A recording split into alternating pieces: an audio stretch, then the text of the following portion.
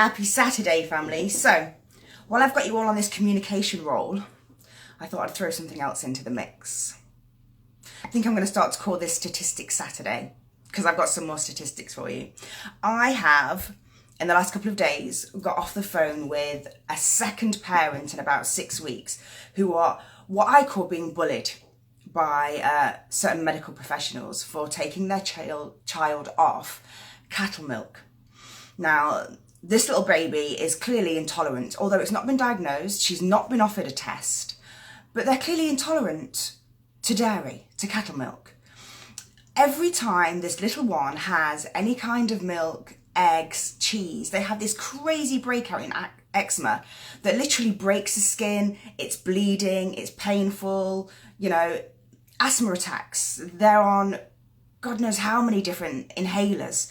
So this mum quite rightly thought, you know what, I'm going to try. I'm going to stop dairy for about 6 weeks and see what happens. It got better. It slowly reduced, the skin healed, the child wasn't in so much discomfort. So this poor mum went back to her medical advisor, told them what she'd done, and she was literally called irresponsible. If you've heard me in any of my workshops, I do get on my soapbox about milk. So forgive me while I rant over the next, it might be 3 or 4 minutes. Please stay with me because I've got some great facts. We are the only mammals that drink another mammal's milk.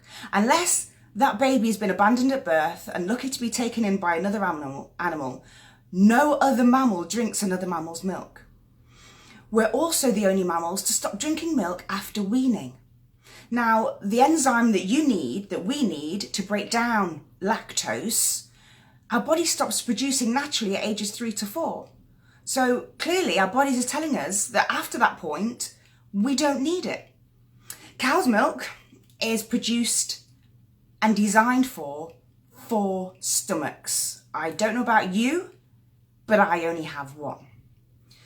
There is a protein in cow's milk and in human milk, although cow's milk has 300 times more of this protein, called casein. This protein is a base ingredient of superglue. Let me just rewind that for you. Protein from milk, base ingredient of superglue.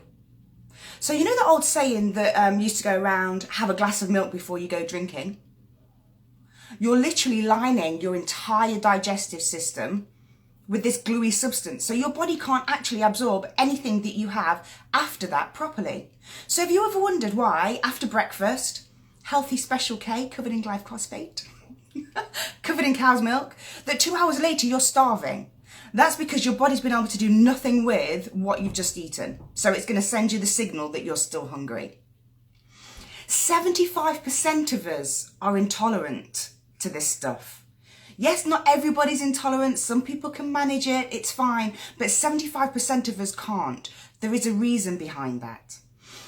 The countries in the Western world have a higher rate of osteoporosis and brittle bone disease. Now, we're ingrained, told that drinking milk is the best way, eating cheese is the best way to protect our bones. It leaches onto our bones and forces your body to kick out calcium because it's so acidic. Eastern countries that have virtually no dairy in their food chain have relatively little kind of brittle bone and osteoporosis and all these kind of conditions that are directly correlated to countries that drink, eat, consume dairy.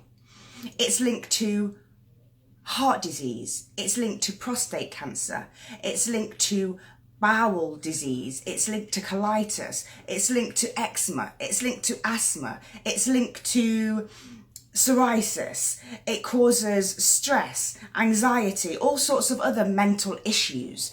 So when being advised by medical professionals that have had no nutritional research or input or education, please do your own research. Question everything that is being told to you. Again, this is not something that I'm just kind of pulling out of thin air. There is lots of really hard medical evidence for this. But I've tried to break it down in easy terms, because if I throw lots of jargon at you, it's not going to make any difference, you know. One very good book that I would recommend is Jason Vale, Turbocharge Your Life in 14 Days. He breaks down 7 deadly sins, as he calls it: sugar, alcohol, caffeine, dairy, wheat, and a couple of others, into really simple and easy to understand terms.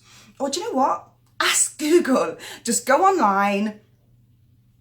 Is cattle milk the best source of dairy? No. Quickly before I finish, I'm going to give you... is cattle milk the best source of calcium? No. It's because I'm so excited. I get very emotional and passionate when talking about things like this. Sources of calcium that are much better for you. So in whole cow's milk, a cup of, there is 246 milligrams of calcium.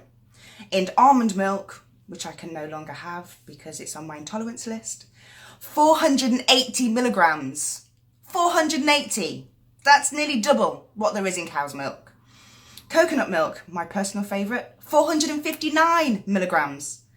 Oat milk, 350 milligrams. Hemp milk, 300 milligrams. These are all more calcium content than cow's milk. The evidence is out there. Go and have a look. Foods that you could eat: kale, chia seeds, rocket, watercress, spinach. There are so many other ways to get better sources of calcium that your body can actually use. Yes, we need calcium. Yes, bone health is important. Cattle milk is not the best source. Thank you for staying with me for 6 minutes and kind of allowing me to express something that I'm very passionate about and can get quite with. Have a great Saturday. I will see you soon. Take care.